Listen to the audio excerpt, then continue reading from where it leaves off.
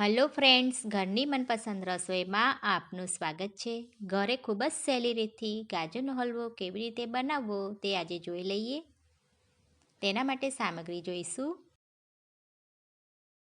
ગાજર 500 ગ્રામ લીધા છે. ગાજરને આગળનો ભાગ અને પાછળનો ભાગ કાપી નાખવાનો છે અને ધોઈને વચ્ચેનો ભાગ હટાવી કાપી લઈશું. ગાજરને કાપી લીધા છે અને ચોખ્ખા પાણીથી ધોઈ લીધા છે. હવે મિક્સર બાઉલમાં લઈ લીધા છે. હવે તેનું છીણ કરી લઈશું. ગાજરનું છીણ કરી લીધું છે. તેની સાથે બીજી સામગ્રી જોઈ લઈએ. બદામ 50 ગ્રામ લીધી છે. કાજુ અને પિસ્તા 25 ગ્રામ લીધા છે. 100 ગ્રામ મોળો માવો લીધો છે. હવે ગાજરનો હલવો બનાવવાનું ચાલુ કરીશું. ગાજરનો હલવો બનાવવા માટે જાડા તળિયાવાળું કઢાઈ લેવાનું છે. હું નોનસ્ટિક પેનમાં બનાવું છું. એક મોટી ચમચી શુદ્ધ દેશી ઘી લઈશું. તે નાખીશું એમાં. ઘી મેલ્ટ થઈ ગયું છે. એકવાર બધી બાજુ હલાવી લઈશું. હવે તેમાં ગાજરનું છીણ નાખીશું.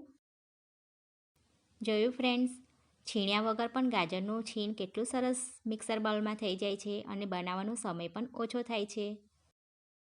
હવે મિક્સ કરી લઈશું. ગાજરને બરાબર કૂક કરીશું 10 મિનિટ સુધી, પણ દર 2-2 મિનિટે હલાવતા રહીશું અને ઢાંકણ ઢાંકીને મૂકી દઈશું. 2-2 મિનિટે હલાવતા રહીશું. 10 મિનિટ થઈ ગઈ છે. હવે ઢાંકણ હટાવી દઈશું. ગાજરના છીણનો કલર અલગ થઈ ગયો છે. હવે તેમાં ખાંડ નાખીશું. ખાંડનું પ્રમાણ 100 ગ્રામ લીધું છે.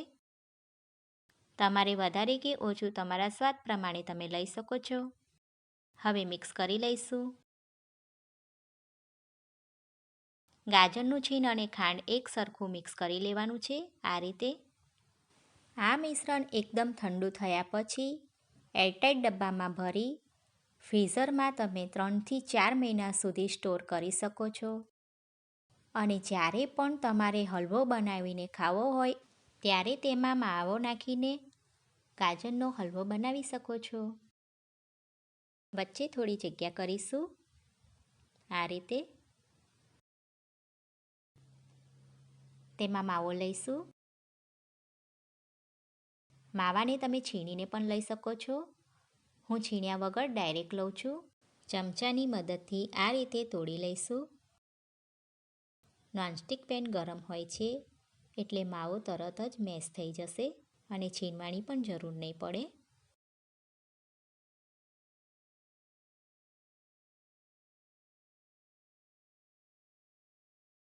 જોયું ફ્રેન્ડ, છીણ્યા વગર પણ માવો મેશ થઈ ગયો. હવે મિક્સ કરી લઈશું. ગાજરનું છીણ અને માવો એક સરખો મિક્સ કરી લઈશું. શિયાળામાં બાળકોને ગાજર ખવડાવવા જોઈએ. બાળકો ગાજર ન ખાય તો આ રીતે ગાજરનો હલવો બનાવીને ખવડાવવો જોઈએ. ગાજરના હલવાનું મિશ્રણ બની ગયું છે. હવે તેમાં ડ્રાયફ્રૂટ નાખીશું.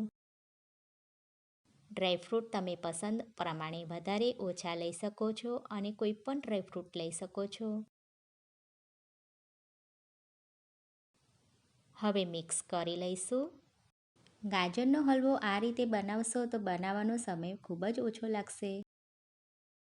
મિક્સ કરી લીધું છે. હવે ગેસની ફ્લેમ બંધ કરી દઈશું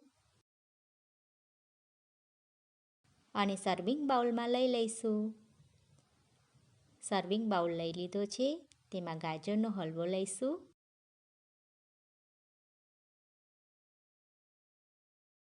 તેના ઉપર પિસ્તાથી ગાર્નિશિંગ કરીશું